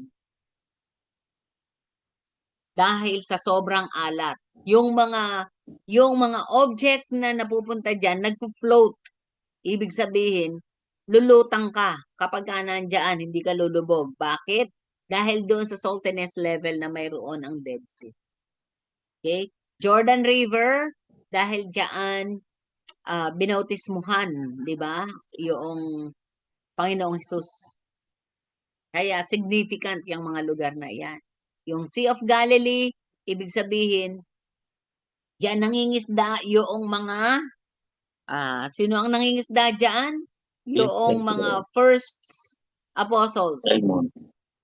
Okay, sila Andres, sila Pedro, dyan sila nangingisda. At dyan din nakita na lumakad ang Panginoong Hesus sa ibabaw ng tubig. Okay? So, iyan siya. So, kung papansinin natin, ibig sabihin, the surrounding nations sa Syria, yun yung Aram. So, Phoenicia, sa Mediterranean coast, Ammon, Moab, Edom, east and southeast of the Dead Sea. Philistia, along the southern Mediterranean coast. Bakit natin kailangan malaman tong mga ito? Dahil yung mga characteristics ng mga lugar na yan ay makakatulong para ma-interpret natin through geographical and historical background yung ating i-interpret. Okay? So parang ganito. So yung Syria, anong meron sa Syria? Anong klaseng tao meron doon? Ang Phoenicia. Kung ito ay Mediterranean coast, anong meron dito? Ibig sabihin sa kalakalan. Pagtitinda, barter, doon. So Ammon, Moab, Edom, ano yan? Mga prominent yung mga lugar na yan, yung Moab na ito, at saka yung Edom. Bakit? Ito yung lahi ni yung lahi ito ng mga anak ni Noe. Okay, yung Edom, ibig sabihin, sa anak ni Cain at Abel, sa lahi ni Cain, si Edom. So, bakit natin kailangan malaman yung mga yan? Mayroong mga characteristics sila na makikita tayo para yung kanilang kultura at behavior, maintindihan natin kung bakit ganoon ang relasyon ng Israel. Sino ba si Cain? Si Cain, ibig sabihin, yung mga Edomites ay galing sa lahi ni Cain. Anong karakter meron si Cain? Pumapatay ng tao. Diba? Kinainggitan niya si Abel. Diba? So, ibig sabihin, doon pa lang makikita natin anong behavior ng mga Edomites. Anong behavior ng mga lahi na ito. So, parang ganito, si Kuya Sandy, sino tatay mo? Anong ugali mayroon ng tatay mo? So, kung anong ugali mayroon ng tatay mo, nabahiran ka ng ugali niya. Tama? Kaya yung lahi na nabahid sa iyo, ay pwede mo rin itong ipasa sa mga anak mo. Nakuha? So, iyon ang dahilan kung bakit natin dapat intindihin ang mga lugar. Dahil yung mga lugar na yan ay yung mga tao na nauna sa Biblia. Kung anong karakter nila, ibig sabihin, sumasalin ito sa mga taong nandoon. Okay? Sunod. Kaya nga, understanding this geography helps to visualize the movements of people, the conflicts between nations, and the strategic importance of the land of Israel as a bridge between major ancient civilization. So, importanteng maintindihan natin yung geography nitong mga pinag-usapan natin para makita natin yung galawan ng mga tao. Ulitin ko, dahil nga kasi maunawaan natin yung characteristics ng mga tao na ito, yung ugali ng mga tao na ito. At dahil doon, maiano natin, sabi nga dito, the strategic importance of the land of Israel as a bridge between major ancient civilization. So, yung paglago nila, makikita natin kung bakit ganun kadali yung kanilang mga paglago. May kinalaman din kasi ito doon sa yung strategic location ng mga lugar. Okay? So, iyon lamang po. Tapos na tayo sa ating unang topic. So, ano po ang naging dating sa inyo? Sige, alisin ko na muna ang aking share.